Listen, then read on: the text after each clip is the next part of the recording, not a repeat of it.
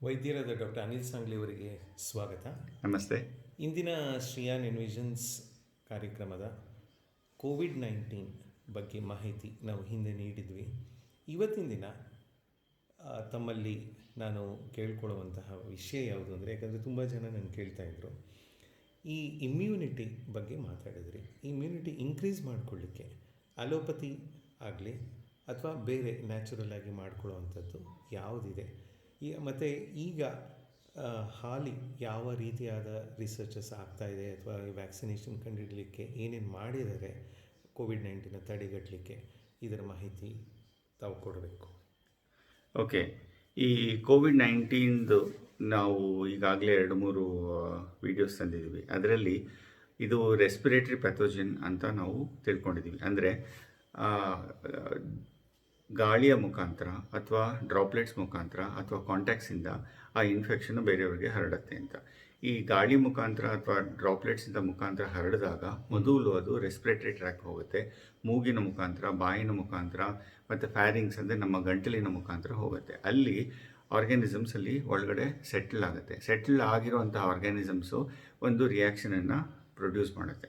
ಆ reaction produce ಮಾಡಿದ ನಂತರ ಅದು ನಮ್ಮ ದೇಹದಲ್ಲಿ ಇಮ್ಯುನಿಟಿ ಚೆನ್ನಾಗಿದ್ದರೆ ಆ ವೈರಸ್ನ ಹೊಡೆದೋಡಿಸುತ್ತೆ. ಇಮ್ಯುನಿಟಿ ಸರಿಯಾಗಿ ಇಲ್ಲ ಅಂತಂದರೆ ಆ ವೈರಸ್ ನಮ್ಮ ಒಳಗಡೆ ಹೋಗಿ ರಕ್ತಕ್ಕೆ ಸೇರಿಕೊಂಡು ಲಂಗ್ಸ್ ಮುಖಾಂತರ ಸೇರ್ಬೋದು. ಆ ಲಂಗ್ಸ್ ಒಳಗಡೆ ಹೋಗಿ ಲಂಗ್ಸಲ್ಲಿ ಇನ್ಫೆಕ್ಷನ್ ಆಗುವಂತಹ ಒಂದು ಸಾಧ್ಯತೆಗಳಿರುತ್ತೆ. ಇಲ್ಲಿ ನಮ್ಮ ಮೂಗಿನಲ್ಲಿ, ಕಂಟ್ಲಲ್ಲಿ ಆ ರೆಸ್ಪಿರೇಟರಿ ಪ್ಯಾಥೋಜನ್ಸ್ ಒಳಗಡೆ ಹೋದಾಗ ಅದು ಏಂಜಿಯೋಟೆನ್ಸಿನ್ ಕನ್ವರ್ಟಿಂಗ್ ಎಂಜೈಮ್ ರಿಸೆಪ್ಟರ್ಸ್ ಏನಿರುತ್ತೆ, ಆ ರಿಸೆಪ್ಟರ್ಸ್ ನಮ್ಮ ಬಾಯಿಯೊಳಗೆ, ಲಂಗ್ಸಲ್ಲಿ ಮತ್ತು ಗಂಟಲಲ್ಲಿ ಇರುತ್ತೆ. ಆ ರಿಸೆಪ್ಟರ್ಸಿನ ಮುಖಾಂತರ ಈ ವೈರಸ್ಸು ಹೋಗುವಂಥ ಒಂದು ಕೆಪಾಸಿಟಿ ಅದಕ್ಕಿದೆ. ಸೊ ಇವಾಗ ನಾವು ಮಾಡಿರೋಂಥ ರಿಸರ್ಚ್ಗಳಲ್ಲಿ ಏನಿರುತ್ತೆ ಅಂತಂದರೆ, ಈ ಏಂಜಿಯೋಟೆನ್ಸಿನ್ ಕನ್ವರ್ಟಿಂಗ್ ಎಂಜೈಮ್ ಇನ್ಹಿಬಿಟರ್ಸ್ ಅಂತ ಇರುತ್ತೆ. ಅಂದರೆ BP-ಗೆ ಕೊಡುವಂಥ ಎಷ್ಟೊಂದು ಮಾತ್ರೆಗಳಿರುತ್ತೆ. ಏಂಜಿಯೋಟೆನ್ಸಿನ್ ಕನ್ವರ್ಟಿಂಗ್ ಎಂಜೈಮ್ ಅನ್ನೋದು ಒಂದು ನೀವು ತಿಳ್ಕೋಬೇಕು. ಅದನ್ನು ಅಬ್ಸ್ಟ್ರಕ್ಟ್ ಮಾಡುವಂತಹ ಒಂದು ಎಂಜೈಮ್ಸ್ಗಳಿಗೆ ಮತ್ತು ಆ ರಿಸೆಪ್ಟರ್ನ ಅಬ್ಸ್ಟ್ರಕ್ಟ್ ಮಾಡುವಂಥ ಕೆಲವು ಡ್ರಗ್ಸ್ ಇರುತ್ತೆ. ಅದರಲ್ಲಿ ಏಂಜಿಯೋಟೆನ್ಸಿನ್ ಕನ್ವರ್ಟಿಂಗ್ ಎಂಜೈಮ್ 1 and 2 ಅಂತ ಇರುತ್ತೆ. ಒಂದೊಂದಕ್ಕೂ ಸ್ಪೆಸಿಫಿಕ್ ಆಗಿ 1 and 2 ರಿಸೆಪ್ಟರ್ ಅಬ್ಸ್ಟ್ರಕ್ಷನ್ ಮಾಡೋಕ್ಕಾಗುವಂತಹ ಇನ್ಹಿಬಿಟರ್ಸ್ ಇರುತ್ತೆ. ಆ ಇನ್ಹಿಬಿಟರ್ಸು ಆ್ಯಂಟಿ ಹೈಪರ್ಟೆನ್ಸಿವ್ಸ್ ಮುಖಾಂತರ ಕೆಲವ್ರಿಗೆ ಕೊಡ್ತಾರೆ. ಆ ಆ್ಯಂಟಿ ಹೈಪರ್ಟೆನ್ಸಿವ್ಸ್ ತೊಗೊಳ್ತಿರೋಂತಹ ಪೇಷಂಟ್ಸಿಗೆ ಈ ಥರ ಕೋವಿಡ್-19 ಇನ್ಫೆಕ್ಷನ್ ಆಗುವಂಥ ಚಾನ್ಸಸ್ ಕಮ್ಮಿನಾ ಅಂತ ಒಂದು ರಿಸರ್ಚ್ ನಡೀತಾ ಇದೆ. ಯಾಕೆ ಅಂತಂದರೆ ಆ ರಿಸರ್ಚ್ ಮೇನ್ ಬೇಸಿಸ್ ಏನಂದರೆ, ಈ ಏಂಜಿಯೋಟೆನ್ಸಿನ್ ಕನ್ವರ್ಟಿಂಗ್ ಎಂಜೈಮ್ ಏನಿರುತ್ತೆ ಅದ್ರ ಮುಖಾಂತರ ಹೋಗೋದ್ರಿಂದ ಆ ಇನ್ಹಿಬಿಟರ್ಸ್ ನಾವು ಮಾತ್ರೆಗಳಾಗಲೇ ತೊಗೊಳ್ತಿರೋದ್ರಿಂದ ಅದಕ್ಕೆ ಕಾಂಪಿಟೇಟಿವ್ ಇನ್ಹಿಬಿಷನ್ ಆಗಿ ಈ ಪರ್ಟಿಕ್ಯುಲರ್ ಮಾಲಿಕ್ಯೂಲ್ಸ್ ಒಳಗಡೆಗೆ, ನಮ್ಮ ರೆಸ್ಪಿರೇಷನ್ ಒಳಗಡೆಗೆ ಮತ್ತು ನಮ್ಮ ದೇಹದ ಒಳಗಡೆ ಸೇರ್ಕೊಳ್ಳೋಕ್ಕಾಗೋ ಹಾಗೆ ಕೆಪಾಸಿಟಿ ಇದೆಯಾ ಇಲ್ವಾ ಅಂತ ತಿಳ್ಕೊಳ್ಳೋಕ್ಕಾಗುವಂಥ ಒಂದು ರಿಸರ್ಚು. ಇನ್ನೊಂದು ರಿಸರ್ಚಲ್ಲಿ ಏನು ಮಾಡ್ತಿದ್ದಾರೆ ಅಂತಂದರೆ, ಈಗ ನ್ಯಾಚುರಲ್ಲಾಗಿ ಸಿಗೋವಂಥ ಹರ್ಬ್ಸು, ಇವಾಗ ಅಶ್ವಗಂಧ ಅಂತ ಕೇಳಿದ್ವಿ, ಮತ್ತು ಅಮೃತ ಬಳ್ಳಿ ಅಂತ ಕೇಳಿದ್ವಿ, ಮತ್ತು ಕೆಲವು ಇನ್ನೊಂದು small vines and herbs 3-4 type ಇದೆ. ಅದು ICMR ಮತ್ತು ಆಯುಷ್ ಅವರು ಸೇರಿಸ್ಕೊಂಡು ಇವಾಗ ಬಂದಿರೋ ರೀಸೆಂಟ್ ರಿಪೋರ್ಟ್ಸ್ ಪ್ರಕಾರ ಆ ಪರ್ಟಿಕ್ಯುಲರ್ ಕಾಮನ್ಲಿ ಅವೈಲಬಲ್ ಹರ್ಬ್ಸು ನಮ್ಮ ಬಾಡಿನಲ್ಲಿರೋಂತಹ ಇಮ್ಯುನಿಟಿ ಇಂಪ್ರೂವ್ ಮಾಡೋಕ್ಕಾಗಂತ ಅಂತ ನೋಡ್ತಾ ಇದ್ದಾರೆ. ಇನ್ನೊಂದು ವ್ಯಾಕ್ಸಿನ್ಸ್ ಕಂಡುಹಿಡಿಯೋದಕ್ಕೆ ಅದು ಕಷ್ಟ ಆಗ್ಬೋದು. ಯೂಶ್ವಲಿ ವ್ಯಾಕ್ಸಿನ್ ಟ್ರಯಲ್ಸ್ ಅಂದರೆ it takes about almost 18 months to more than that. ಯಾಕೆ ಅಂತಂದರೆ ಆ ವ್ಯಾಕ್ಸಿನ್ ಕೊಡಬೇಕು, ಆ ಪರ್ಟಿಕ್ಯುಲರ್ ವ್ಯಾಕ್ಸಿನಲ್ಲಿ ನಮ್ಮ ಬಾಡಿನಲ್ಲಿ ಇಮ್ಯುನಿಟಿ ಇಂಪ್ರೂವ್ ಆಗಬೇಕು. ಅದರಲ್ಲಿ ಇಮ್ಯುನಿಟಿನಲ್ಲಿ ಎಷ್ಟೊಂದು ಟೈಪ್ಸ್ ಇರುತ್ತೆ, IgG ಆ್ಯಂಡ್ IgM ಆ್ಯಂಟಿಬಾಡೀಸ್ ಅಂತ ಪ್ರೊಡ್ಯೂಸ್ ಆಗಬೇಕು. ಆ ಆ್ಯಂಟಿಬಾಡೀಸು ಪ್ರೊಡ್ಯೂಸ್ ಆಗಿರುವಂಥ ಆ್ಯಂಟಿಬಾಡೀಸು ಆ ಪರ್ಟಿಕ್ಯುಲರ್ ವೈರಸ್ನೇ ಹೊಡೆಯುತ್ತೆ ಅನ್ನೋ ಒಂದು ಗ್ಯಾರಂಟಿ ಇರಬೇಕು. ಮತ್ತು ಈ ಪರ್ಟಿಕ್ಯುಲರ್ ವೈರಸ್ಸು ಈ ಮ್ಯೂಟೇಷನ್ ಆಗುವಂಥ ಚಾನ್ಸಸ್ ಇರುತ್ತೆ. ಅಂದರೆ ಒಂದು ವೈರಸ್ಸು ಏನಿರುತ್ತೆ ಅದೇ ಥರ ಎಲ್ಲನೂ ಮಲ್ಟಿಪ್ಲೈ ಆದಾಗ ಇರೋದಿಲ್ಲ. ಅದರ ಜೆನೆಟಿಕ್ ಚೇಂಜಸ್ ಆಗುವಂಥ ಚಾನ್ಸಸ್ ಇರುತ್ತೆ. ಜೆನೆಟಿಕ್ ಚೇಂಜ್ ಆದಾಗ ಮ್ಯೂಟೇಷನ್ ಅಂತಾರೆ. ಆವಾಗ ಒಂದು ವ್ಯಾಕ್ಸಿನ್ ಏನು ಪ್ರೊಡ್ಯೂಸ್ ಮಾಡಿರ್ತಾರೆ ಆ ವ್ಯಾಕ್ಸಿನು ಆ ಮ್ಯೂಟೇಷನ್ ಆಗಿರುವಂತಹ ಒಂದು ಸ್ಟ್ರೈನ್ ಏನಿರುತ್ತೆ ಅದಕ್ಕೆ ಹೆಲ್ಪ್ ಆಗೋದಿಲ್ಲ. ಇದಕ್ಕೆಲ್ಲ ಟ್ರಯಲ್ಸ್ ಆಗಬೇಕು. ಟ್ರಯಲ್ಸ್ ಆಗ್ತಾ ಇದೆ ಈಗ. ಅದು ರ್ಯಾಪಿಡ್ ಪೇಸಲ್ಲಿ ಟ್ರಯಲ್ಸ್ ಆಗ್ತಾ ಇದೆ. ಯಾಕೆ ಅಂದರೆ ಇವಾಗ ತುಂಬ ಜನ ಸಾಯ್ತಾ ಇದ್ದಾರೆ. ಅವ್ರಿಗೆ ವ್ಯಾಕ್ಸಿನ್ಸ್ ಕೊಟ್ಟರೆ ಹೆಲ್ಪ್ ಆಗುತ್ತಾ ಅಂತ ಅವ್ರು ನೋಡ್ತಾರೆ. ಇನ್ನೊಂದು, ಇಮ್ಯುನೋಗ್ಲೋಬ್ಯುಲಿನ್ಸ್ ನಮ್ಮ ಬಾಡಿನಲ್ಲಿ ಪ್ರೊಡ್ಯೂಸ್ ಆಗಿರುತ್ತೆ. ಇವಾಗ ಒಬ್ಬ ಮನುಷ್ಯನಿಗೆ ವೈರಸ್ ಇನ್ಫೆಕ್ಷನ್ ಆಗಿದೆ, ಅವನ ಬಾಡಿನಲ್ಲಿ ಇಮ್ಯುನಿಟಿ ಬಂದ್ಬಿಟ್ಟಿದೆ, ಅವನು ವೈರಸ್ಸಿಂದ ಕ್ಯೂರ್ ಆಗಿದ್ದಾನೆ. ಎಷ್ಟು ನೋಡಿದ್ದೀವಿ ಈ ಥರ. ಈ ವೈರಸ್ಸಿಂದ ಕ್ಯೂರ್ ಆಗಿರೋ ಮನುಷ್ಯರಲ್ಲಿ ಏನಿರುತ್ತೆ ಅಂತಂದರೆ, ಅವ್ರ ಬಾಡಿನಲ್ಲಿ ಇಮ್ಯುನೋಗ್ಲೋಬುಲಿನ್ಸ್ ಪ್ರೊಡ್ಯೂಸ್ ಆಗಿರುತ್ತೆ. ಅಂದರೆ ಆ ಪರ್ಟಿಕ್ಯುಲರ್ ವೈರಸ್ಗೆ ನಮ್ಮ ಬಾಡಿ ಹೊಡೆಯೋಕ್ಕಾಗುವಂತಹ ಏನು ತಡೆಗಟ್ಟುವಂಥ ಶಕ್ತಿ ಇಮ್ಯುನಿಟಿ ಬಿಲ್ಡಪ್ ಆಗೋಗಿರುತ್ತೆ. ಅವರ ಬ್ಲಡ್ ತೊಗೊಂಡು ಆ ಬಿಲ್ಡಪ್ ಆಗಿರೋ ಇಮ್ಯುನಿಟಿ ಆಗಿರುವಂತಹ ಒಂದು ಇಮ್ಯುನೋಗ್ಲೋಬುಲಿನ್ಸನ್ನು ತೊಗೊಂಡು ಅದನ್ನು ಸೆಪರೇಟ್ ಮಾಡಿ ವೈರಸ್ ಆ್ಯಕ್ಚುಲಿ ಅಟ್ಯಾಕ್ ಆಗಿರೋಂಥವ್ರಿಗೆ ಅದನ್ನು ಕೊಟ್ಟರೆ ಆ ಅಟ್ಯಾಕ್ ಆಗಿರೋಂಥವ್ರಿಗೆ ಇನ್ಫೆಕ್ಷನ್ ಕಮ್ಮಿ ಆಗುತ್ತಾ ಅಂತ ನೋಡೋಕ್ಕೋಸ್ಕರ ಒಂದು ಟೆಸ್ಟ್ ಮಾಡ್ತಿದ್ದಾರೆ. ಅದರಲ್ಲೂ ಕೂಡ ಕೆಲವ್ರಿಗೆ ಈ ಆ್ಯಂಟಿಬಾಡೀಸ್ ಮತ್ತು ಆ್ಯಂಟಿಜನ್ ರಿಯಾಕ್ಷನ್ ಆದಾಗ ಈ ಇಮ್ಯುನೋಗ್ಲೋಬುಲಿನ್ಸ್ ಏನು ಮನುಷ್ಯರಿಂದ ಇನ್ನೊಂದು ತೊಗೊಂಡು ಇನ್ನೊಬ್ಬ ಸಫರಿಂಗ್ ಪರ್ಸನ್ ಕೊಡ್ತಾ ಇದ್ದಾರೆ, ಆ ಪರ್ಸನ್ಸ್ಗೆ ಸರಿ ಹೋಗುವಂಥ ಚಾನ್ಸಸ್ಸು ಕಮ್ಮಿ ಅನ್ನೋದು ಕೆಲವು ಟ್ರಯಲ್ಸಲ್ಲಿ ಬಂದಿದೆ.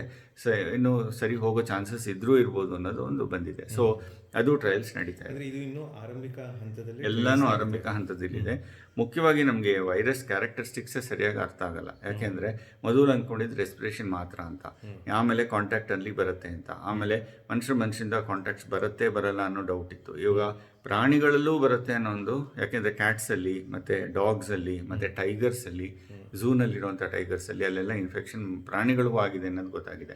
And it's RNA and DNA virus ಎರಡೂ ಸೇರ್ಕೊಂಡಿರೋದ್ರಿಂದ ಅದರಲ್ಲಿ, ಮತ್ತು HIV ಜೀನೋಮು ಅದರಲ್ಲಿ ಸೇರ್ಕೊಂಡಿರುವಂಥ ಒಂದು ಚಾನ್ಸಸ್ ಇರೋದ್ರಿಂದ ಅದರ ವಿರುಲೆನ್ಸ್ ಅಂದರೆ ಅದರ capacity to infect, capacity to propagate and capacity to survive in larger temperatures ಜಾಸ್ತಿ.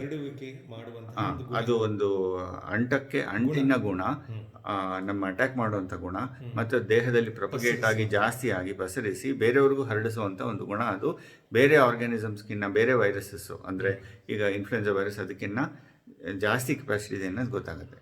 ಇನ್ನೊಂದು ಇಂಪಾರ್ಟೆಂಟ್ ನಾನು ನೋಡುವಾಗ ಇರುವಂತಹ ಒಂದು ಟ್ರಯಲ್ ಅಲ್ಲ, ಇದು ಒಂದು ಮುಂಚೆ ಮಾಡಿರುವಂತಹ ಒಂದು ನಮ್ಮ ಬಾಡಿ ಇಮ್ಯೂನ್ ರೆಸ್ಪಾನ್ಸ್ ಇಂಪ್ರೂವ್ ಮಾಡೋಕ್ಕಾಗುವಂತಹ ಒಂದು ಎಕ್ಸ್ಪೆರಿಮೆಂಟು. ಅದರಲ್ಲಿ ಒಂದು 15ರಿಂದ 16 ಜನದಲ್ಲಿ ಒಂದು ಸತಿ, 200 ಜನ ಒಂದು, 250-300 ಜನದ ಇನ್ನೊಂದು, ಆ ಥರ 3-4 ಟೈಪ್ ಆಫ್ ಎಕ್ಸ್ಪೆರಿಮೆಂಟ್ಸು. ಇದೆಲ್ಲ ಜಪಾನಲ್ಲಿ ನಡೆದಿರುವಂಥ ಎಕ್ಸ್ಪೆರಿಮೆಂಟ್ಸು. ಇದರಲ್ಲಿ ನೇಚರ್ ಕ್ಯೂರ್ ಆದರೆ, ಅಂದರೆ ಇವಾಗ ಫಾರೆಸ್ಟ್ ಬಾತಿಂಗ್ ಅಂತ ಹೇಳ್ತಾರೆ. ಇವಾಗ ಏನು ಅಂದರೆ ಅವ್ರು ಮಾಡಿರೋ ಎಕ್ಸ್ಪೆರಿಮೆಂಟ್ಸಲ್ಲಿ 3 ದಿನ ಮತ್ತು 2 ರಾತ್ರಿಗಳು ಫಾರೆಸ್ಟ್ ಹೊರಟೋಗೋದು. ಫಾರೆಸ್ಟ್ ಅಂದರೆ ಪೂರ್ತಿ ನಿಜವಾದ ಫಾರೆಸ್ಟು, ಒಳಗಡೆ ಎಲ್ಲ ಗಿಡಗಳಿರುತ್ತೆ, ಕಾಡುಗಳಿರುತ್ತೆ. ಅವ್ರಿಗೆ ಒಂದು ಸಣ್ಣದಾಗಿರುವಂಥ ಒಂದು ಹೋಟೆಲ್ ಥರ ಮಾಡಿ ಆ ರೂಮಲ್ಲಿ ರಾತ್ರಿ ಉಳ್ಕೊಳ್ಳೋಕ್ಕಾಗುವಂಥ ಒಂದು ಬಿಡೋದು. ಅದು ಬಿಟ್ಟರೆ ಬರೀ ಪ್ರತ್ಯೇಕ ಹೊರಗಡೆ ನೋಡೋಕ್ಕೆ ಪೂರ್ತಿ ಫಾರೆಸ್ಟ್ ಇರುತ್ತೆ. ಇಂಥ ಫಾರೆಸ್ಟ್ ವಾತಾವರಣದಲ್ಲಿ ಕರ್ಕೊಂಡು ಹೋಗಿ ಬೆಳಗ್ಗೆ ಕರ್ಕೊಂಡು ಹೋಗ್ತಾರೆ, ಮಧ್ಯಾಹ್ನ ಒಂದು ವಾಕಿಂಗ್ ಫಾರ್ 2.5 ಕಿಲೋಮೀಟರ್ಸ್, ರಾತ್ರಿ ಮಲ್ಕೋತಾರೆ. ನೆಕ್ಸ್ಟ್ ಡೇ ಮಾರ್ನಿಂಗ್ ಅಂದರೆ 2ನೇ ದಿನ ಬೆಳಗ್ಗೆ ವಾಕಿಂಗ್ ಫಾರ್ 2.5 ಕಿಲೋಮೀಟರ್ಸ್, ಮಧ್ಯಾಹ್ನ ಊಟ, ಮಧ್ಯಾಹ್ನದಿಂದ ಸಾಯಂಕಾಲದಲ್ಲಿ 2.5 ಕಿಲೋಮೀಟರ್ಸ್ ವಾಕಿಂಗ್, ತಿರುಗಿ 3ನೇ ದಿನ ಬೆಳಗ್ಗೆ ವಾಕಿಂಗ್ ಮಾಡಿ ಮನೆಗೆ ಹೊರಟೋಗುತ್ತೆ. ಅವ್ರಿಗೆ blood sample 1 weak before starting this trial, on the day, first day, 3rd day ಮತ್ತು 7 ಡೇಸ್ ಲೇಟರ್ ಆ ಥರ ಬ್ಲಡ್ ಸ್ಯಾಂಪಲ್ಸ್ ತೊಗೊಂಡು ಅವ್ರ ಬಾಡಿನಲ್ಲಿ ನ್ಯಾಚುರಲ್ ಕಿಲ್ಲರ್ ಸೆಲ್ಸ್, ಅಂದರೆ ನಮ್ಮ ದೇಹದಲ್ಲೇ ಪ್ರೊಡ್ಯೂಸ್ ಆಗುವಂತಹ ಇನ್ನೇಟ್ ಇಮ್ಯುನಿಟಿ, ಇವಾಗ ಇನ್ಫೆಕ್ಷನ್ ಆದಮೇಲೆ ಬರುವಂಥ ಇಮ್ಯುನಿಟಿ ನಮ್ಮ ದೇಹದಲ್ಲಿ ಉತ್ಪತ್ತಿ ಆಗುವಂತಹ ಒಂದು ಆರ್ಗ್ಯಾನಿಸಮ್, ಅಂದರೆ ಒಂದು ಇಮ್ಯುನಿಟಿ. ಈ ಅಕ್ವೈರ್ಡ್ ಇಮ್ಯುನಿಟಿ ಅಂದರೆ ಒಂದು ಆರ್ಗ್ಯಾನಿಸಮ್ ಬಂದಿದೆ ಅದಕ್ಕೆ ಮಾತ್ರ ಒಂದು ಇಮ್ಯುನಿಟಿ ಡೆವಲಪ್ ಆಗೋದು ಅಕ್ವೈರ್ಡ್ ಇಮ್ಯುನಿಟಿ. ಈಗ ನಮಗೆ ಈ ವೈರಸ್ಗೆ ಬರಬೇಕಾಗಿರೋದು ಅಕ್ವೈರ್ಡ್ ಇಮ್ಯುನಿಟಿ. ಸ್ವಾಭಾವಿಕವಾಗಿ ನಮ್ಮ ದೇಹದಲ್ಲೇ ಉತ್ಪತ್ತಿ ಆಗುವಂಥದ್ದು ನ್ಯಾಚುರಲ್ ಕಿಲ್ಲರ್ ಸೆಲ್ಸ್ ಅಂತಾರೆ. ಆ ಕಿಲ್ಲರ್ ಸೆಲ್ಸು ಇದರಲ್ಲಿ ಜಾಸ್ತಿ ಪ್ರೊಡ್ಯೂಸ್ ಆಗುತ್ತಾ ಇಲ್ವಾ ಅಂತ ಟೆಸ್ಟ್ ಮಾಡೋದಕ್ಕೆ ಮಾಡಿದ್ದಾರೆ. ಅವ್ರಿಗೆ ನೋಡಿರೋದ್ರಲ್ಲಿ ಎಷ್ಟು ಗಾಬರಿ ಆಗುವಂಥ ಅವ್ರಿಗೆ ಒಂದು ಫೈಂಡಿಂಗ್ ಏನಂದರೆ, ಈ ನ್ಯಾಚುರಲ್ ಕಿಲ್ಲರ್ ಸೆಲ್ಸು ಫಿನಾಮಿನಲ್ ಆಗಿ ವಿದಿನ್ 3 ಡೇಸ್ ಜಾಸ್ತಿ ಆಗುತ್ತೆ. 1 ವಾರದ ತನಕನೂ ಹೈ ಲೆವೆಲ್ ಮೇಂಟೈನ್ ಆಗುತ್ತೆ. ಆಮೇಲೆ 1 ವೀಕ್ ಆದಮೇಲೆ ಅಪ್ ಟು 30 ಡೇಸ್ ಅದೇ ಲೆವೆಲ್ ಮೇಂಟೈನ್ ಆಗಿ 30 ಡೇಸ್ ಆದಮೇಲೆ ರೆಡ್ಯೂಸ್ ಆಗುತ್ತೆ. ಅಂದರೆ ತಾವು ಹೇಳ್ತಿರೋದು ಅರಣ್ಯಕ್ಕೆ ಹೋಗಿ ಇವರು ಇದ್ದಾಗ ಅಲ್ಲಿ ನಡೆದಂಥ ಟೆಸ್ಟ್ನಲ್ಲಿ ಮುಂಚೆ ಒಂದು ಅವ್ರಿಗೆ ಪ್ರಿಪ್ರೇಷನ್ ಮಾಡಿರ್ತಾರೆ ದೇಹಕ್ಕೆ, ಅರಣ್ಯದಲ್ಲಿ ಇರ್ತಾರೆ, ಪ್ರಿಪ್ರೇಷನ್ ಏನು ಮಾಡಿರಲ್ಲ. ಅವ್ರಿಗೆ ಕರ್ಕೊಂಡು ಹೋಗ್ತಾರೆ 7 ಡೇಸ್ ಬಿಫೋರ್ ಅವ್ರದ್ದು ಬ್ಲಡ್ ಸ್ಯಾಂಪಲ್, ಅಂದರೆ ಏನೂ ಆಗದೆ ಇರೋಂಥ ಸಂದರ್ಭದಲ್ಲಿ ಬ್ಲಡ್ ಸ್ಯಾಂಪಲ್ ತಗೋತಾರೆ. On the day and first day, 3rd day, 7th day ಆ ಥರ ಬ್ಲಡ್ ಸ್ಯಾಂಪಲ್ಸ್ ತಗೋತಾರೆ. ಅವ್ರನ್ನ ಏನು ಮಾಡ್ತಾರೆ ಅಂದರೆ exposure to the forest environment, ಗಿಡ ಮರದಲ್ಲಿ ಸುಮ್ಮನೆ ಓಡಾಡ್ತಿರ್ತಾರೆ 1-2.5 ಕಿಲೋಮೀಟರ್ಸ್, ಅಂದರೆ 3 ಡೇಸ್ ಆ್ಯಂಡ್ 2 ನೈಟ್ಸ್ ಫಾರೆಸ್ಟ್ ಎನ್ವೈರ್ಮೆಂಟಲ್ಲೇ ಇರ್ತಾರೆ. ಅವ್ರು ನೋಡಿರೋದು ಏನು ಅಂತಂದರೆ, ಫಾರೆಸ್ಟ್ ಎನ್ವೈರ್ಮೆಂಟಲ್ಲಿ ಏನಾಗುತ್ತೆ ಅಂದರೆ ಫೈಟೋನಾಯ್ಡ್ಸ್ ಅಂತ ಹೇಳ್ತಾರೆ, ಅಂದರೆ ಫೈಟೋ ಅಂದರೆ ಪ್ಲ್ಯಾಂಟಿಗೆ ಸಂಬಂಧಪಟ್ಟಿದ್ದು, ನಾಯ್ಡ್ಸ್ ಅಂತಂದರೆ ಆ ಪ್ಲ್ಯಾಂಟಿಂದ ರಿಲೀಸ್ ಆಗುವಂತಹ ಕೆಲವು ಕೆಮಿಕಲ್ಸ್. ಆ ಕೆಮಿಕಲ್ಸ್ ಏನು ಬೇಕಾದ್ರೂ ಆಗಿರ್ಬೋದು, ಅದು ಇಟ್ ಮೇ ಬಿ ಅದಕ್ಕೆ ಡಿಫ್ರೆಂಟ್ ಟೈಪ್ಸ್ ಆಫ್ ಕೆಮಿಕಲ್ಸ್ ಹೇಳ್ತಾರೆ. ಒಂದು ಸಸ್ಯದಿಂದ ಉತ್ಪತ್ತಿಗೆ ಗಾಳಿಗೆ ಇರೋವಂಥದ್ದು ಅಲ್ಲ, ಸಸ್ಯದಿಂದ ಇವಾಗ ತುಳಸಿ ನಾವು ವಾಸನೆ ನೋಡಿದ್ರೆ ಅದೊಂದು ಗಮನ ಒಂದು ಸ್ಮೆಲ್ ಬರುತ್ತೆ. ಇವಾಗ ಈರುಳ್ಳಿದು ಒಂದು ಸ್ಮೆಲ್ ಇರುತ್ತೆ, ಬೆಳ್ಳುಳ್ಳಿದು ಒಂದು ಸ್ಮೆಲ್ ಇರುತ್ತೆ, ಅದು ಪ್ಲಾಂಟ್ ಇಂದ ಬರುವಂತಹ ಒಂದು ಸ್ಮೆಲ್. ಅದು ದಟ್ ಈಸ್ ಎ ಹೈಡ್ರೋಕಾರ್ಬನ್. ಆ ಹೈಡ್ರೋಕಾರ್ಬನ್ ಬರುವಂತಹ ಈ ಸ್ಮೆಲ್ಸ್ ಏನಿರುತ್ತೆ, ಆ ಪರ್ಟಿಕ್ಯುಲರ್ ಎನ್ವೈರ್ಮೆಂಟ್ ಹೋದಾಗ ಅವರು ಫಾರೆಸ್ಟ್ ವಾತಾವರಣದಲ್ಲಿ ಆಲ್ಫಾ ಪೈನಿನ್, ಬೀಟಾ ಪೈನಿನ್, ಟ್ರೈಸೈಕ್ಲಿನ್, ಕ್ಯಾಂಫಿನ್ ಆ ಥರ ಒಂದು 8-10 type of different type of hydrocarbons ಇರುತ್ತೆ. ಅದೆಲ್ಲನೂ ಫೈಟೋನಾಯ್ಡ್ಸ್ ಅಂತ. ಅದು ಅಲ್ಲಿ ಜಾಸ್ತಿ ರಿಲೀಸ್ ಆಗಿ ಅದನ್ನು ನಾವು ಸ್ಮೆಲ್ ತೊಗೊಂಡಾಗ ನಮ್ಮ ದೇಹದಲ್ಲಿ ನ್ಯಾಚುರಲ್ ಕಿಲ್ಲರ್ ಸೆಲ್ಸ್ ಜಾಸ್ತಿ ಆಗಿದೆ ಅಂತ ಕಂಡುಹಿಡಿದ್ರು. ಇದು ಅದರಿಂದಾನೇ ಆಯ್ತಾ ಬೇರೆದ್ರಿಂದ ಆಯ್ತಾ ಅಂತ ಒಂದು ಡೌಟ್ ಬಂದಾಗ ಏನು ಮಾಡಿದ್ರು, ಜನಗಳನ್ನ ಒಂದು ರೂಮಲ್ಲಿಟ್ಟರು. ಅಂದರೆ ಫಾರೆಸ್ಟ್ ಕರ್ಕೊಂಬರಲಿಲ್ಲ, ಒಂದು ಸಿಟಿನಲ್ಲೇ ಒಂದು ರೂಮಲ್ಲಿ ಇಟ್ಟರು. ಸಿಟಿನಲ್ಲಿ ಒಂದು ರೂಮಲ್ಲಿ ಇಟ್ಬಿಟ್ಟು ಒಬ್ಬನಿಗೆ ಒಂದು ಗ್ರೂಪ್ ಆಫ್ ಇಂಡಿವಿಜುವಲ್ಸ್ಗೆ ಫೈಟೋನಾಯ್ಡ್ಸ್ನ ಸ್ಪ್ರೇ ಮಾಡಿದ್ರು ಎನ್ವೈರ್ಮೆಂಟ್ಗೆ, ಇನ್ನೊಂದರಲ್ಲಿ ಮಾಡಲಿಲ್ಲ. ಮಾಡಿರುವಂಥ ಜಾಗದಲ್ಲಿ ಫೈಟೋನಾಯ್ಡ್ಸ್ ಸಿಕ್ಕಾಪಟ್ಟೆ ಅವ್ರಿಗೆ ಇಮ್ಯುನಿಟಿ ಅವ್ರಿಗೂ ಜಾಸ್ತಿ ಆಯಿತು. ಇದು ನಿಜವಾಗೂ ಹಿಂಗೆ ಆಗಿದೆಯಾ ಇಲ್ವಾ ಅಂತ ತಿಳ್ಕೊಳ್ಳೋದಕ್ಕೆ ಅದನ್ನೂ ಮಾಡ್ದಲೇ ನಾವು ಬಾಡಿನಲ್ಲಿ ಏನಾರು ಸ್ಟ್ರೆಸ್ ಇದ್ದಾಗ, ಸ್ಟ್ರೆಸ್ ಇಲ್ಲದೇ ಇದ್ದಾಗ ಏನಾರು ಪ್ರಾಬ್ಲಮ್ ಆಗುತ್ತಾ, ಯಾಕೆಂದರೆ ಅವರು ಫಾರೆಸ್ಟ್ ಎನ್ವೈರ್ಮೆಂಟಲ್ಲಿ ಹೋದಾಗ ಅವ್ರು ಸ್ಟ್ರೆಸ್ ಇರಲಿಲ್ಲ, ಸಿಟಿ ಎನ್ವೈರ್ಮೆಂಟಲ್ಲಿ ಇದ್ದಾಗ ಸ್ಟ್ರೆಸ್ಸು ಕೂಡ ಇತ್ತು, ಅದರಿಂದ ಏನಾರು ಆಗುತ್ತಾ ಅಂತ ತಿಳ್ಕೊಂಡು ಮಾಡೋದಕ್ಕೆ ಅದಾದಮೇಲೆ ನೆಕ್ಸ್ಟ್ ಎಕ್ಸ್ಪೆರಿಮೆಂಟ್ ಏನು ಮಾಡಿದ್ರು, ಮೆಡಿಕಲ್ ಸ್ಟೂಡೆಂಟ್ಸ್ಗೆ, ಅಂದರೆ ಯಾವಾಗೂ ಸ್ಟ್ರೆಸ್ ಇರುವಂಥ ಮೆಡಿಕಲ್ ಸ್ಟೂಡೆಂಟ್ಸು, ಅಂದರೆ ಯಾವಾಗೂ ಬೆಳಗಿಂದ ಸಾಯಂಕಾಲ ಕೆಲಸ ಮಾಡ್ತಿರ್ತಾರೆ, ಅವರು ಆ 3 to 4 ಡೇಸು ಮನೆಗೆ 7 ಗಂಟೆಗೆ ಬರಬೇಕು, 9 ಗಂಟೆಗೆ ಮಲ್ಕೋಬೇಕು, 9ರಿಂದ ಬೆಳಗ್ಗೆ 6 ಗಂಟೆ ತನಕ ಮಲಗಿರಬೇಕು. ಈ ಥರ ಅವ್ರಿಗೆ 3 ದಿನ ಮಾಡಬೇಕು ಅಂತ. ಆ 7 to 9 ಅವರು ಎಲ್ಲಿ ಮಲಗಿರ್ತಾರೋ ಆ ಎನ್ವೈರ್ಮೆಂಟಲ್ಲಿ ಅವ್ರಿಗೆ ಫೈಟೋನಾಯ್ಡ್ಸನ್ನ ಸ್ಪ್ರೆಡ್ ಮಾಡಿ, ಸ್ಪ್ರೇ ಮಾಡಿ, ಅವರ ಯೂರಿನ್ನಲ್ಲಿ ಇರುವಂತಹ ಅಡ್ರಿನಲಿನ್ ಲೆವೆಲ್ಸ್ ಎಷ್ಟಿರುತ್ತೆ ಅಂತ ಯೂರಿನ್ ಸ್ಯಾಂಪಲ್ ತೊಗೊಂಡು ಯೂರಿನಲ್ಲಿ ಅಡ್ರಿನಲಿನ್, ಯಾಕೆಂದರೆ ನಮ್ಮ ದೇಹದಲ್ಲಿ ಸ್ಟ್ರೆಸ್ ಆದಾಗ ಅಡ್ರಿನಲಿನ್ ಜಾಸ್ತಿ ಆಗುತ್ತೆ. ಅದು ದೇಹದಲ್ಲಿ ಜಾಸ್ತಿ ಆದಾಗ ಅದು ಬ್ಲಡ್ ಮುಖಾಂತರ, ಯೂರಿನ್ ಮುಖಾಂತರ ಅದು ಸೆಕ್ರೇಟ್ ಆಗಿರುತ್ತೆ, ಯೂರಿನಲ್ಲಿ ಅದು ಜಾಸ್ತಿ ಇರುತ್ತೆ. ಸೊ ಸ್ಟ್ರೆಸ್ ಆದಾಗ ಅಡ್ರಿನಲಿನ್ ಲೆವೆಲ್ಸ್ ಜಾಸ್ತಿ ಇರುತ್ತೆ. ಈ ಪರ್ಸನ್ಸ್ಗೆ ಏನಾಗಿತ್ತು, ಮೆಡಿಕಲ್ ಸ್ಟೂಡೆಂಟ್ಸ್ಗೆ ಅಡ್ರಿನಲಿನ್ನೂ ಜಾಸ್ತಿ ಸೆಕ್ರೇಟ್ ಆಗ್ತಾಯಿತ್ತು, ಯಾಕೆಂದರೆ ಅವ್ರು ಸ್ಟ್ರೆಸ್ಸಲ್ಲೇ ಇದ್ದರು, ಕೆಲಸ ಮಾಡ್ತಾನೆ ಇದ್ದರು. ಆಮೇಲೆ ಫೈಟೋನಾಯ್ಡ್ಸ್ ಕೊಟ್ಟಿರೋದ್ರಿಂದ ಅವರ ಬಾಡಿನಲ್ಲಿ ನ್ಯಾಚುರಲ್ ಕಿಲ್ಲರ್ಸು ಜಾಸ್ತಿ ಇತ್ತು. ಸೊ ಅಲ್ಲಿ 3 ಟೆಸ್ಟಲ್ಲಿ ಏನು ಕನ್ಕ್ಲೂಷನ್ಗೆ ಬಂದರು ಅಂದರೆ, ಫಾರೆಸ್ಟ್ ಎನ್ವೈರ್ಮೆಂಟಲ್ಲಿ ಹೆಲ್ಪ್ ಆಗುತ್ತೆ, ಆ ಪ್ಲ್ಯಾಂಟ್ಸಿಂದ ರಿಲೀಸ್ ಆಗುವಂಥ ಏನೇನು ಉತ್ಪತ್ತಿ ಆಗುವಂತಹ ಒಂದು ಕೆಮಿಕಲ್ಸ್ ಇರುತ್ತೆ ಅದರಿಂದ ಸಹಾಯ ಆಗುತ್ತೆ. ಸ್ಟ್ರೆಸ್ ಕಮ್ಮಿ ಮಾಡಿದಾಗ ನಮ್ಮ ಕಾರ್ಟಿಸಾಲ್ ಲೆವೆಲ್ಸ್ ಮತ್ತು ಅಡ್ರಿನಲಿನ್ ಲೆವೆಲ್ಸ್ ಎರಡೂ ಕಮ್ಮಿ ಆಗುತ್ತೆ. ನಾವು ಅಂಥ ಎನ್ವೈರ್ಮೆಂಟಲ್ಲಿದ್ದರೆ ನಮ್ಮ ಮನಸ್ಸಿಗೆ ಮತ್ತು ನಮ್ಮ ದೇಹಕ್ಕೆ ಎರಡಕ್ಕೂ ಹೆಲ್ಪ್ ಆಗುತ್ತೆ. ಅಂಥ ಸಂದರ್ಭದಲ್ಲಿ ಏನಾರು ವೈರಸ್ ಇನ್ಫೆಕ್ಷನ್ ಆಯಿತು ಅಂದರೆ, ಅಥವಾ ಯಾವುದಾದ್ರು ಬ್ಯಾಕ್ಟೀರಿಯಲ್ಲೋ ವೈರಸ್ಸೋ ಪ್ಯಾರಾಸಿಟಿಕ್ ಇನ್ಫೆಕ್ಷನ್ ಆದರೆ, ನಮ್ಮ ದೇಹದಲ್ಲೇ ನ್ಯಾಚುರಲ್ ಕಿಲ್ಲರ್ ಸೆಲ್ಸ್ ಇಂಪ್ರೂವ್ಮೆಂಟ್ ಆಗುವಂತಹ ಒಂದು ಕೆಪಾಸಿಟಿ ಇರೋದ್ರಿಂದ ಅದನ್ನು ಹೊಡೆದೋಡ್ಸೋಕ್ಕಾಗುವಂತಹ ಒಂದು ನಮ್ಮ ಬಾಡಿಲೇ ಇರುವಂಥ ರೆಸಿಸ್ಟೆನ್ಸ್ ಜಾಸ್ತಿ ಇರುತ್ತೆ. So that is very very important for this particular study. ಯಾಕೆಂದರೆ ಇವಾಗಿನ ಎನ್ವೈರ್ಮೆಂಟಲ್ಲಿ ನಾವು ಫಾರೆಸ್ಟ್ ಎನ್ವೈರ್ಮೆಂಟ್ ನಾವು ಕ್ರಿಯೇಟ್ ಮಾಡ್ಲಿಕ್ಕೆ ಆಗಲ್ಲ, ನಾವು ಸಿಟಿನಲ್ಲೇ ಇದ್ದೀವಿ. ನಾವು ಏನು ಮಾಡ್ಬೋದು ಅಂದರೆ, ನಮ್ಮ ಇಂಡಿಯಾನಲ್ಲಿ ನಮ್ಮ ಪೀಪಲ್ ಟ್ರೀ ಇರುತ್ತೆ, ಬ್ಯಾನಿಯನ್ ಟ್ರೀ ಇರುತ್ತೆ, ಅರಳಿ ಮರ ಇರುತ್ತೆ. ಅರಳಿ ಮರದಲ್ಲಿ ಅದರ ಸುತ್ತಮುತ್ತ ಇರುವಂತಹ ಫೈಟೋನಿನ್ಸು ತುಂಬ ಜಾಸ್ತಿ ಇದೆ ಅನ್ನೋದು ಪ್ರೂವ್ ಆಗಿದೆ. ಯಾಕೆಂದರೆ ಎಷ್ಟೋ ಜನಕ್ಕೆ ಎಸ್ಪೆಷಲಿ ವಿಮೆನ್ಗೆ ಅವ್ರಿಗೆ ಫರ್ಟಿಲಿಟಿ ಇಂಪ್ರೂವ್ ಮಾಡೋಕ್ಕೋಸ್ಕರ ಹೆಲ್ಪ್ ಆಗುವಂಥ ಕೆಲವು ಸಬ್ಸ್ಟೆನ್ಸಸ್ ಗಾಳಿಲಿರುತ್ತೆ, ಅದು ತೊಗೊಂಡಾಗ ಅದನ್ನು ಪ್ರದಕ್ಷಿಣೆ ಮಾಡಿದಾಗ ಹೆಲ್ಪ್ ಆಗುತ್ತೆ ಅನ್ನೋದನ್ನು ಪ್ರೂವ್ ಆಗಿದೆ.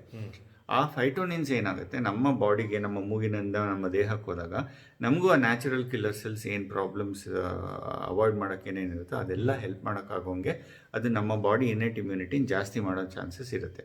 ಸೊ ನಾವು ಸಿಟಿನಲ್ಲೇ ಇದ್ರೂ ಕೂಡ ಒಂದು ಪಾರ್ಕ್ಗೋ ಎಲ್ಲೋ ಹೋಗಿ, ಹಿಂದಿನ ಕಾಲದಲ್ಲಿ ಒಂದು ಹಳ್ಳಿಗೆ 1-2 ಅರಳಿ ಮರ, ಆಲದ ಮರ ಹಾಕಿರೋರು, ಅದು ಹೋಲ್ ಆಗಿರೋ ಹಳ್ಳಿಗೆ ಹೆಲ್ಪ್ ಮಾಡ್ತಿತ್ತು. ಅದು ಒಂದು ವರ್ಷಾನ್ಗಟ್ಲೆ ಬೆಳೆಯುವಂಥ ಗಿಡ, ಅದಕ್ಕೆ ಸಾವಿಲ್ಲ. ಒಂದ್ಸತಿ ಹಾಕ್ತು ಅಂತಂದರೆ ಒಂದಾದ್ಮೇಲೆ ಒಂದು ಬೆಳ್ಕೊಂಡು ಹೋಗ್ತಾನೇ ಇರುತ್ತೆ ಅದು. ಸೊ ಅದರಿಂದ ಬರುವಂಥ ಫೈಟೋನಿನ್ಸ್ ಹೆಲ್ಪ್ ಆಗುತ್ತೆ. ಇನ್ನೊಂದು, ನಾವು ಹಳೆ ನಮ್ಮ ಪ್ರೀವಿಯಸ್ ಯೂಟ್ಯೂಬ್ಸ್ ನೀವು ನೋಡ್ಬೋದು, ಅಲ್ಲಿ ಅಗ್ನಿಹೋತ್ರ ಮಾಡಿದಾಗ ಅಥವಾ ಹೋಮ ಮಾಡಿದಾಗ ಯೂಸ್ ಮಾಡುವಂತಹ ಒಂದು ಸಮಿತ್ತು, ಅದು ಅರಳಿ ಕಡ್ಡಿದೆ ಮಾಡ್ತೀವಿ ಅಥವಾ ತುಳಸಿದ್ ಮಾಡ್ತೀವಿ. ಅದನ್ನ ಬರ್ನ್ ಮಾಡಿದಾಗ ಮತ್ತೆ ಅದರಿಂದ ಬರುವಂಥ ಫ್ಯೂಮ್ಸು ಮತ್ತು ಅದರ ಜೊತೆಗೆ ಬೆರಣಿ ಯೂಸ್ ಮಾಡ್ತಾರೆ. ಅದರಿಂದ ಬರುವಂಥ ಫ್ಯೂಮ್ಸು ಮತ್ತು ಕರ್ಕ್ಯುಮೆನ್ಸ್ ಅಂದರೆ ಈ ಅರಿಶಿಣದ ಬೇರು ಇದಿಷ್ಟನ್ನು ಬರ್ನ್ ಮಾಡಿ ಅದರಿಂದ ಬರುವಂಥ ಏನು ಫ್ಯೂಮ್ಸ್ ಇರುತ್ತೆ ಅದು ಹೋಲ್ ಎನ್ವೈರ್ಮೆಂಟ್ಗೆ ಕವರ್ ಮಾಡಿ ಅದರಿಂದನೂ ಬರುವಂಥ ಫೈಟೋನಿನ್ಸ್ ಇರುತ್ತೆ ಮತ್ತು ಅದರಿಂದ ಬರುವಂಥ ಹೊಗೆನಲ್ಲಿ ಬ್ಯಾಕ್ಟೀರಿಯನ್ ಕೊಲ್ಲಕ್ಕಾಗುವಂತಹ ಒಂದು ಕೆಪಾಸಿಟಿ ಇರೋದು ಪ್ರೂವ್ ಆಗಿದೆ. ಬಟ್ ಅದು ವೈರಸಸ್ನು ಕಿಲ್ ಮಾಡುತ್ತಾ ನಾವು ರಿಸರ್ಚ್ ಮಾಡಬೇಕಾಗಿದೆ. ಬಿಕಾಸ್ ಇದು ಎಲ್ಲನೂ ಒಟ್ಟಿಗೆ ಈ ಥರ ಪ್ರಾಬ್ಲಮ್ಸ್ ಬಂದಿರೋದ್ರಿಂದ ಈ ಥರ ನಮ್ಮ ಮನೇಲೇ ಮಾಡೋಕ್ಕಾಗುವಂಥ ಒಂದು ಏನು ಕೆಪಾಸಿಟಿ ಎಲ್ಲರಿಗೂ ಇರೋದ್ರಿಂದ ನಾವು ನಮ್ಮ ಇಮ್ಯುನಿಟಿನ ಇಂಪ್ರೂವ್ ಮಾಡ್ಕೊಳ್ಳೋಕ್ಕಾಗುವಂಗೆ ಖಂಡಿತ ಸಾಧ್ಯ. ಸೊ ಅಂದರೆ ಈಗ ತಾವೇ ಹೇಳಿರುವಂಥ ರಿಸರ್ಚ್ ಆಗಲಿ ಅಥವಾ ಈಗ ಇನ್ನೂ ಟ್ರಯಲ್ಸ್ ನಡೀತಾ ಇರೋವಂಥದ್ದು ಕೋವಿಡ್-19 ಇದೆಲ್ಲದಕ್ಕೂ ಕೂಡ ನಮ್ಮ ಪರಿಸರದಲ್ಲಿ ಇರುವಂತಹ ಗಿಡಗಳ ಅಥವಾ ಅದರಿಂದ ಬರುವಂತಹ ಒಂದು ಏನಂತೀವಿ ಕೆಮಿಕಲ್ ರಿಲೀಸ್ ಏನಾಗುತ್ತೆ ಅದರಿಂದ ನಮ್ಮ ದೇಹದಲ್ಲಿ ಸ್ವಾಭಾವಿಕವಾಗಿ ನಮಗೆ ನಮ್ಮ ಇಮ್ಯುನಿಟಿ ನ್ಯಾಚುರಲ್ ಆಗಿ ನಮ್ಮ ಇಮ್ಯುನಿಟಿ ಇಂಪ್ರೂವ್ ಮಾಡ್ಕೊಳ್ಳೋಕೆ ಹೆಲ್ಪ್ ಮಾಡುತ್ತೆ. ಸಾಧ್ಯತೆ ಇದೆ. ಅದಕ್ಕೆ ನಾವು ಸ್ಟೀಮ್ ಇನ್ಹಲೇಷನ್ ಹೇಳೋದು. ಸ್ಟೀಮ್ ಇನ್ಹಲೇಷನ್ ಮಾಡುವಾಗ ಎಷ್ಟೊಂದು ಜನಕ್ಕೆ ನಾನು ಹೇಳಿರೋದು ಬೇವಿನ ಸೊಪ್ಪು ಮತ್ತು ತುಳಸಿ ಎಲೆ ಅದ್ರ ಜೊತೆಗೆ ಪ್ಯೂರ್ ಅರಿಶಿಣದ ಪುಡಿ ಹಾಕೊಂಡು ಫ್ಯೂಮ್ಸ್ ತಗೊಂಡಾಗ ಆ ಸ್ಟೀಮಲ್ಲಿ ಅದು ಬಾಯ್ಲ್ ಆಗಿ ಅದರಿಂದ ಬರುವಂಥ ಏನೇನು ಕೆಮಿಕಲ್ಸ್ ಇರುತ್ತೆ ಅದು ನಮ್ಮ ದೇಹಕ್ಕೆ ಹೋದಾಗ ಇಮಿಡಿಯೇಟ್ ಆಗಿ ಇಮ್ಯುನಿಟಿ ಇಂಪ್ರೂವ್ ಮಾಡೋಕ್ಕಾಗೋಂಗೆ ಆಗುತ್ತೆ. And that last for about 3 to 6 hours ತನಕನೂ ಇರುತ್ತೆ. ಸೊ ನಾವು ಒಂದು ದಿನಕ್ಕೆ ಒಂದು 4-5 ಸತಿ ಈ ಥರ ಮಾಡಿದ್ರೆ ನಮ್ಮ ಇನ್ನೇಟ್ ಇಮ್ಯುನಿಟಿ ಜಾಸ್ತಿ ಆದಾಗ ಅಕಸ್ಮಾತ್ ನಮ್ಗೆ ಏನಾದ್ರು ವೈರಸ್ ಇನ್ಫೆಕ್ಷನ್ ಆದರೂ ಕೂಡ ಅದನ್ನು ನಾವು ತಡೆಯೋಕ್ಕಾಗುವಂಥ ಒಂದು ಕೆಪಾಸಿಟಿ ಇರುತ್ತೆ. ಇನ್ನೊಂದು it also depends on the viral load. ಇವಾಗ ತುಂಬ ಹೈ ಡೋಸಲ್ಲಿ ಇನ್ಫೆಕ್ಷನ್ ಆದರೆ ಅವಾಗ ಇನ್ಫೆಕ್ಷನ್ ಆಗೇ ಆಗುತ್ತೆ. ನಿಂಗೆ ಎಷ್ಟಾದ್ರೂ ಇಮ್ಯುನಿಟಿ ಇರಲಿ ಆಗುತ್ತೆ. ಸೊ ಅಥವಾ ಲೋ ಡೋಸಲ್ಲಿ ಎಲ್ರಿಗೂ ಅದೇ ಥರ ಆಗಲ್ಲ. ಇವಾಗ ಮೆಡಿಕಲ್ ಪರ್ಸನಲ್ಗೆ ಹೈ ಡೋಸಲ್ಲಿ ಆಗುತ್ತೆ. ಯಾಕೆ ಅಂತಂದರೆ ಪೇಷಂಟ್ ಇರ್ತಾರೆ, ಅವ್ರಿಗೆ ಅಕಸ್ಮಾತ್ ಇನ್ಫೆಕ್ಷನ್ ಇದ್ದರೆ ನಾವು 6 feet ಡಿಸ್ಟೆನ್ಸ್ ಇಟ್ಕೊಂಡು ನಾವು ಟ್ರೀಟ್ ಮಾಡ್ತೀವಿ ಏನಂತ ಅನ್ನೋಕ್ಕಾಗಲ್ಲ. ಯಾವಾಗೂ ಆಗುತ್ತೆ. ಪೇಷಂಟ್ ನೋಡಬೇಕು, ಹತ್ರ ಹೋಗಬೇಕು, ಅವ್ರ ಕಣ್ಣಿನ ನೋಡಬೇಕಾಗತ್ತೆ, ಮೂಗು ನೋಡಬೇಕಾಗತ್ತೆ, ಬಾಯಿ ನೋಡಬೇಕಾಗತ್ತೆ, ಅವ್ರ ಸ್ಟೆಥೋಸ್ಕೋಪ್ ಇಟ್ಕೊಂಡು ನೋಡಬೇಕಾಗತ್ತೆ, ಮುಟ್ಬಿಟ್ಟು ಟೆಸ್ಟ್ ಮಾಡಬೇಕಾಗತ್ತೆ. ಅವ್ರಿಗೆ ಇನ್ಫೆಕ್ಷನ್ ಇದ್ರೆ ಆ ಮುಟ್ಟಿದಾಗ ನಮಗೂ ನಮ್ಮ ದೇಹಕ್ಕೂ ಅಂಟತ್ತೆ. ಬೈ ಚಾನ್ಸ್ ಕಣ್ಣು ಮೂಗು ಮುಟ್ಕೋತೀವಿ ಅಥವಾ ನಾವು ಸರಿಗೆ ಒಂದು ಬೈ ಚಾನ್ಸ್ ಸ್ವಲ್ಪ ತೊಳೆದಿದ್ರು ಕೂಡ ಆ ವೈರಸ್ ಸತ್ತಿಲ್ಲದೆ ಇದ್ರೆ ನಮ್ಗೆ ಹೋಗುವಂಥ ಚಾನ್ಸಸ್ ಇರುತ್ತೆ. ಸೊ ಆ ಕಾರಣದಿಂದ medical personnel, nurses, hospital staff, doctors ಎಲ್ಲರಿಗೂ ಎಸ್ಪೆಷಲಿ ಆಪರೇಟ್ ಮಾಡುವಂಥ doctors, ENT doctors, dental doctors, neuro surgeons ಇಂಥವ್ರಿಗೆಲ್ಲರಿಗೂ ಇನ್ಫೆಕ್ಷನ್ ಆಗುವಂಥ ಚಾನ್ಸಸ್ ಜಾಸ್ತಿ. ಸೊ ಅದಕ್ಕೇನಾಗುತ್ತೆ, ಆ ಇನ್ಫೆಕ್ಷನ್ ಯಾಕಾಗುತ್ತೆ ಅಂದರೆ because of the viral load. ನಮ್ಮ ಮೂಗಿಗಾಗಲಿ ಬಾಯಿಗಾಗಲಿ ಒಬ್ಬನಿಗೆ ಒಂದು ಡೋಸ್ ಆಫ್ ಇನ್ಫೆಕ್ಷನ್ ಒಂದು ಸಿವಿಯರಾಗಿ ಒಂದು ಲೋಡ್ ಹೋಯಿತು ಅಂದರೆ ಅದರ ಇನ್ಫೆಕ್ಷನ್ ದೇಹಕ್ಕೆ ಹೋದಾಗ ನಮ್ಗೆ ಎಷ್ಟೇ ಇಮ್ಯುನಿಟಿ ಇದ್ರೂ ಅದು ತಡ್ಕೊಳಕ್ಕಾಗಲ್ಲ ಕೆಲವ್ರಿಗೆ. ಸೊ ನಮ್ಗೆ ಇಮ್ಯುನಿಟಿ ಚೆನ್ನಾಗಿತ್ತು, ಸರಿ ಹೊಟ್ಟೋಯ್ತು. ಕೆಲವ್ರಿಗೆ 80 ವರ್ಷ 90 ವರ್ಷದವರು ಸರಿ ಹೋಗಿ ಬಂದಿದ್ದಾರೆ, 20 ವರ್ಷದವರು ಸತ್ತೇ ಹೋಗಿದ್ದಾರೆ. ಮಕ್ಕಳುಗಳಿಗೂ ಜೀವನ ಕಳ್ಕೊಂಡಿದ್ದಾರೆ. ಸೊ ಅವ್ರಿಗೆಲ್ಲ ಇಮ್ಯುನಿಟಿ ಚೆನ್ನಾಗಿರ್ಲಿಲ್ವಾ ಅಂದರೆ ಚೆನ್ನಾಗಿತ್ತು. But it depends on the viral load. ನಾವು ಎಷ್ಟು ಡೋಸ್ ನಮ್ಮ ದೇಹಕ್ಕೆ ಹೋಗಿರುತ್ತೆ, ನಮ್ಮ ದೇಹದಲ್ಲಿ ಎಷ್ಟು ಪ್ರಮಾಣದಲ್ಲಿ ಹೋಗಿದೆ ಅನ್ನೋದ್ರ ಮೇಲೆ ಡಿಪೆಂಡ್ ಆಗುತ್ತೆ. ಸೊ ಜಾಸ್ತಿ ಪ್ರಮಾಣದಲ್ಲಿ ಹೋಗುವಂಥ ಚಾನ್ಸಸ್ ಇದ್ದಾಗ ನಮಗೆ ಜಾಸ್ತಿ ಇನ್ಫೆಕ್ಷನ್ ಆಗೇ ಆಗುತ್ತೆ. ಬಟ್ ಎಲ್ರಿಗೂ ಆ ಥರ ಇನ್ಫೆಕ್ಷನ್ ಜಾಸ್ತಿ ಪ್ರಮಾಣದಲ್ಲಿ ಆಗುತ್ತೆ ಅಂತ ಹೇಳಲಿಕ್ಕಾಗಲ್ಲ. ಎಲ್ಲೋ ಒಂಥರ ಹೋಗಿರ್ಬೋದು, ಎಲ್ಲೋ ಯಾರೋ ಸೀನ್ ಇರ್ಬೋದು, ಗಾಳೀಲಿ ಒಂದು ಸ್ವಲ್ಪ ಇರ್ಬೋದು, ಡ್ರಾಪ್ಲೆಟ್ಸ್ ಇರ್ಬೋದು, ಅಥವಾ ಹತ್ತಿರದಲ್ಲಿ ಮಾತಾಡಿರ್ಬೋದು, ಅವಾಗ ನಮ್ಗೆ ಇನ್ಫೆಕ್ಷನ್ ಬಂದಿರ್ಬೋದು. ಅಂಥ ಟೈಮಲ್ಲಿ ನಮಗೆ ವೈರಾಣುಗಳು ಕಮ್ಮಿ ಡೋಸಲ್ಲಿ ಹೋದಾಗ ಅದು ನಮ್ಮ ತಡೆಗಟ್ಟಕ್ಕಾಗುವಂತಹ ಒಂದು ನಮ್ಮ ಬಾಡಿಯಲ್ಲೇ ಪ್ರೊಡ್ಯೂಸ್ ಮಾಡೋಕ್ಕಾಗೋಂಗೆ ಆಗುತ್ತೆ. ಸೊ ಅದನ್ನು ನಾವು ಈ ಸಂದರ್ಭದಲ್ಲಿ ನಾವು ಸನ್ಲೈಟ್ಗೆ ಎಕ್ಸ್ಪೋಸ್ ಆಗಬೇಕು, ಸ್ಟೀಮ್ ಇನ್ಹಲೇಷನ್ ಮಾಡಬೇಕು, ಮತ್ತು ಅರಿಶಿಣದ ಪುಡಿ ಮತ್ತು ತುಳಸಿ ಮತ್ತು ಬೇವಿನ ಸೊಪ್ಪಲ್ಲಿ ಸ್ಟೀಮ್ ತೊಗೊಂಡಾಗ ನಮ್ಮ ಬಾಡಿಗೆ ಹೆಲ್ಪ್ ಆಗುತ್ತೆ. ಮತ್ತು ಈಗ ಹೇಳಿರುವಂಥ ನಾವು ಪ್ಲಾಂಟ್ಸ್ ಮಧ್ಯದಲ್ಲಿರುವಂಥ ಅದನ್ನು ಮಾಡುವಂಥ ಕೆಲವರು ಹೇಳ್ತಾರೆ. ಬಟ್ ಅದಕ್ಕೆಲ್ಲ ರಿಸರ್ಚ್ ನಾ ಏನೇನು ಹೇಳಿದ್ದೀನಿ ಅದೆಲ್ಲನೂ ರಿಸರ್ಚಲ್ಲಿ ಪ್ರೂವ್ ಆಗಬೇಕು. ಬಟ್ ಇವಾಗ ಯಾವುದೂ ಆ ಥರ ರಿಸರ್ಚ್ ನಡೀತಾ ಇದೆ, ಬಟ್ ಗೊತ್ತಿಲ್ಲದೆ ಇರೋದ್ರಿಂದ ನಾವು ಜನರಲ್ ಆಗಿರುವಂತಹ ಒಂದು ನಾಲೆಜಲ್ಲಿ ವೈರಸಸ್ ಆ್ಯಂಡ್ ಬ್ಯಾಕ್ಟೀರಿಯಾ ಎರಡಕ್ಕೂ ಹೆಲ್ಪ್ ಆಗುವಂಥ ಒಂದು ಸಂದರ್ಭ ಬರುವಂಥ ಚಾನ್ಸಸ್ ಜಾಸ್ತಿ ಇರೋದ್ರಿಂದ ಇದನ್ನು ಮಾಡೋದ್ರಲ್ಲಿ ತಪ್ಪಿಲ್ಲ, ಮಾಡೋದ್ರಲ್ಲಿ ಹಾನಿನೂ ಇಲ್ಲ. ಯಾಕಂದರೆ ಈಗ ICMR ಕೂಡ ಪ್ಲಾಂಟ್ ಬೇಸ್ಡ್ ಇದರಲ್ಲಿ ಟೆಸ್ಟ್ ಮಾಡೋದು. ಹೌದು, ಇವತ್ತು ಬೆಳಗ್ಗೆನೂ ಮಧ್ಯಾಹ್ನ ನ್ಯೂಸಲ್ಲಿ ಬಂದಿದೆ. They wanted to conduct the study with Indian Council of Medical Research. ಅಲ್ಲ, ನ್ಯಾಚುರಲ್ ಆಗಿ ಸಿಗುವಂಥ ಹರ್ಬ್ಸ್ ಅಲ್ಲಿ ಒಂದು ಶಕ್ತಿ ಇರುತ್ತೆ. ಇವಾಗ ಮಲೇರಿಯಾ ಟ್ರೀಟ್ಮೆಂಟ್ ಹೆಂಗೆ ಬಂದಿದ್ದು ಅಂದರೆ ಸಿಂಕೋನಾ ಬಾರ್ಕ್ಕಿಂದ. ಸಿಂಕೋನಾ ಬಾರ್ಕು ನೀರಲ್ಲಿತ್ತು. ಅದೆಲ್ಲ ನೀರಿಗೆಲ್ಲ ಸಿಕ್ಕಾಪಟ್ಟೆ ಆ ಜಾಗದಲ್ಲಿ ಮಲೇರಿಯಾನು ಇತ್ತು. ಆ ನೀರು ಕುಡಿಯೋರಿಗೆ ಯಾರಿಗೂ ಮಲೇರಿಯಾ ಬರ್ತಿರ್ಲಿಲ್ಲ. ಅವ್ರಿಗೆ ಯಾಕೆ ಬರ್ತಿಲ್ಲ, ಇವ್ರಿಗೆ ಯಾಕೆ ಬರ್ತಿದೆ ಅಂತ ಕಂಡುಹಿಡಿದು ನೋಡಿದಾಗ ಆ ನೀರೊಳಗಡೆಗೆ ಆ ಬಾರ್ಕ್ ಬಿದ್ದು ಅದರ ರಸ ಅದಕ್ಕೆ ಬಂದು ಅದನ್ನು ಕುಡಿದಾಗ ಇವ್ರಿಗೆ ಬರ್ತಾ ಇಲ್ಲ. ಹಂಗೆ ಕಂಡುಹಿಡಿದಿದ್ದು. ಅದಾಗಿ ಇಟ್ಸ್ ಎ ಸೆರೆಂಡಿಪಿಟಿ, ಅಂದರೆ an accidental Discovery for A major drug, major disease. So ಆ ಥರ ಕಂಡುಹಿಡಿದಾಗ ಅವ್ರಿಗೆ ಮಲೇರಿಯಾಗೆ ಈ ಟ್ರೀಟ್ಮೆಂಟ್ ತೊಗೊಂಡ್ರೆ ನಮ್ಗೆ ಇದು ನೀರು ಕುಡಿದ್ರೆ ನಮ್ಗೆ ಮಲೇರಿಯಾ ಹೋಗುತ್ತೆ, ನಾವು ನೀರಲ್ಲಿ ಏನಿದೆ ಅಂತ ಆಮೇಲೆ ಕಂಡುಹಿಡಿದು ಆ ಬಾರ್ಕಿಂದ ಬಂತು. ಅದರಲ್ಲಿ ಏನು ಅಂದರೆ ಸಿಂಕೋನ, ಅದರಿಂದ ಹೆಂಗೆ ಬಂತು ಅಂತಂದ್ಬಿಟ್ಟು ಅದು ಆ್ಯಕ್ಚುಲಿ ಶ್ರೀರಂಗಪಟ್ಟಣದಲ್ಲಿ soldiers of British soldiers Tipu ಸುಲ್ತಾನನ್ನು ಸಾಯಿಸಿದ ಮೇಲೆ ಇಲ್ಲಿ ಬಂದಾಗ ತುಂಬ ಜನಕ್ಕೆ ಪ್ರಾಬ್ಲಮ್ ಆಗೋಯ್ತು. ಯಾಕಂದರೆ ಇಲ್ಲಿ ಮಾರ್ಷಿ ಏರಿಯಾ, ಬ್ರಿಟಿಷ್ ಸೋಲ್ಜರ್ಸ್ ಅಲ್ಲಿ ಆ ಕಡೆಯಿಂದ ಬಂದಾಗ ಇಲ್ಲಿ ಆ ಟೈಮಲ್ಲಿ ಮಳೆ ಜಾಸ್ತಿ ಬರ್ತಿತ್ತಂತೆ. ಅವಾಗ ಅವ್ರಿಗೆ ತುಂಬ ಇನ್ಫೆಕ್ಷನ್ ಆಗಿ ಮಲೇರಿಯಾದಿಂದ ತುಂಬ ಒದ್ದಾಡಕ್ಕೆ ಶುರು ಮಾಡಿದ್ರು. ಅವಾಗ ಆ ಟೈಮಲ್ಲಿ ಸಿಂಕೋನಾ ಬಾರ್ಕಿಂದ ಹೆಲ್ಪ್ ಆಗುತ್ತೆ ಅನ್ನೋದು ರಿಸರ್ಚ್ ಆಗಿ ಗೊತ್ತಾಗಿತ್ತು. ಅದನ್ನು ಕಂಡುಹಿಡಿದು ಆ ಸಿಂಕೋನಾ ಬಾರ್ಕ್ನ ಪುಡಿ ಮಾಡಿ ಅದರ ಎಲ್ಲ ಸೋಲ್ಜರ್ಸು ತಗೋಬೇಕು ಅಂತ ಕಡ್ಡಾಯ ಮಾಡಿದ್ರು. ತೊಗೊಳಕ್ಕೆ ಶುರು ಮಾಡಿದ್ಮೇಲೆ ಅವ್ರಿಗೆಲ್ಲ ಸರಿ ಹೋಗಕ್ಕೆ ಶುರು ಆಯಿತು. ಕೆಲವರು ಅದು ತೊಗೊಳ್ತಿರ್ಲಿಲ್ಲ, ಯಾಕೆಂದರೆ ಅದು ಸಿಕ್ಕಾಪಟ್ಟೆ ಕಹಿ. ಅದು ಕಹಿ ಅಂದ್ಬಿಟ್ಟು ಎಷ್ಟೋ ಜನ ತೊಗೋತಿರ್ಲಿಲ್ಲ. ತೊಗೊಳ್ದೇ ಇರೋಂಥವ್ರಿಗೆಲ್ಲ ಮಲೇರಿಯಾ ಬರೋಕ್ಕೆ ಶುರು ಆಯಿತು. So it was again proved ಇದು ತೊಗೊಂಡ್ರೆ ಹೆಲ್ಪ್ ಆಗುತ್ತೆ ಅಂತ. That's one of the stories. ಆ ಥರ ಅಂದರೆ ನಾನು ಯಾಕೆ ಹೇಳ್ತಿದ್ದೀನಿ ಅಂದರೆ ಪ್ಲಾಂಟ್ ಬೇಸಿಂದ ಒಂದು ಡ್ರಗ್ ಶುರು ಆಯಿತು. ಅದು one of the major drug. ಇವಾಗಲೂ ಅದನ್ನೇ ಯೂಸ್ ಮಾಡ್ತೀವಿ.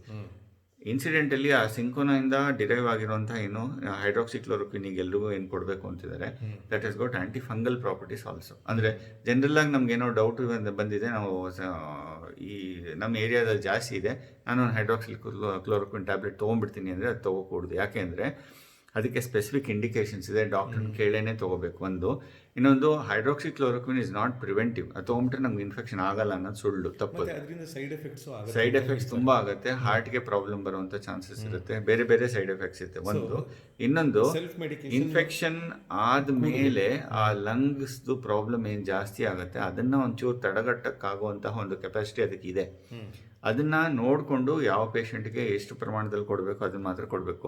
ಪ್ರೊಫ್ಲಾಕ್ಟಿಕ್ ಆಗಿ ಎಲ್ರಿಗೂ ತೊಗೊಂಡ್ಬಿಡ್ಬೇಕು ಅಂತ ಸಲಹೆ ಇಲ್ದಲೇ ತೊಗೋಬಾರ್ದು, ಸಲಹೆ ಇಟ್ಕೊಂಡು ತೊಗೋಬೇಕು.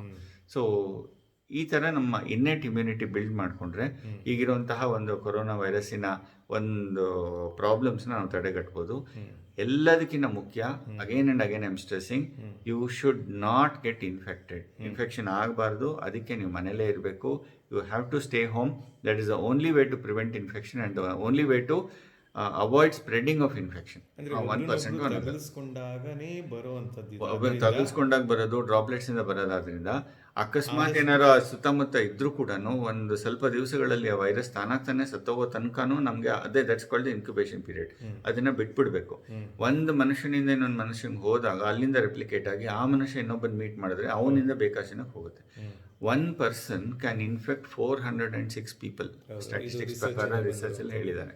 ಸೊ ಆ ಕಾರಣದಿಂದ ನಾವು ಮನೆಯಲ್ಲೇ ಇರಬೇಕು, ಮನೆ ಹೊರಗಡೆ ಹೋಗಬಾರ್ದು. ಯಾವುದೇ ಕಾರಣ ಆಗಲಿ, ಏನೇ ತೊಂದರೆ ಆಗಲಿ, ನಾವು ಮನೆಯಲ್ಲೇ ಇರಬೇಕು. ಇದು ನಮಗೆ ಕೊಟ್ಟಿರುವಂಥ ಒಂದು ಸಮಯ ನಿರ್ಬಂಧ, ಆ ಊರಿನಲ್ಲಿ ಕೊಟ್ಟಿರುವಂಥ ಯಾವುದು ಏನು ಹೇಳಿದ್ದಾರೆ, ನಮ್ಮ ಗೌರ್ಮೆಂಟ್ ಏನು ಹೇಳಿದೆ ಅದನ್ನು ಹೊರಗಡೆ ಇರುವಂಥ ಲೋಕಲ್ ಸ್ಟ್ಯಾಟಿಸ್ಟಿಕ್ಸ್ ನೋಡಿ, ಡೈಲಿ ಸೆನ್ಸಸ್ ನೋಡಿಕೊಂಡು ಎಷ್ಟು ಇನ್ಫೆಕ್ಷನ್ ಇದೆ, ಇನ್ಫೆಕ್ಟಿವಿಟಿ ಎಷ್ಟಿದೆ, ಎಷ್ಟು ಜನಕ್ಕೆ ಹರಡಿದೆ, ಎಷ್ಟು ಜನಕ್ಕೆ ಹರಡ್ತಾ ಇದೆ, ಎಷ್ಟು ಜನಕ್ಕೆ ಸೀರಿಯಸ್ ಆಗಿದೆ, ಎಷ್ಟು ಜನ ಕ್ಯೂರ್ ಆಗಿದ್ದಾರೆ, ಎಷ್ಟು ಜನ ಸತ್ತೋಗಿದ್ದಾರೆ, ಇದನ್ನೆಲ್ಲ ನೋಡಿಕೊಂಡು ಒಂದು ಸ್ಟ್ಯಾಟಿಸ್ಟಿಕಲ್ ಅನಾಲಿಸಿಸ್ ಮಾಡಿ ಇವ್ರಿಗೆ ಇಷ್ಟು ಜನ ಲಾಕ್ಡೌನ್ ಬೇಕು ಬೇಡ ಅಂತ ಡಿಸೈಡ್ ಮಾಡ್ತಾ ಇದ್ದಾರೆ.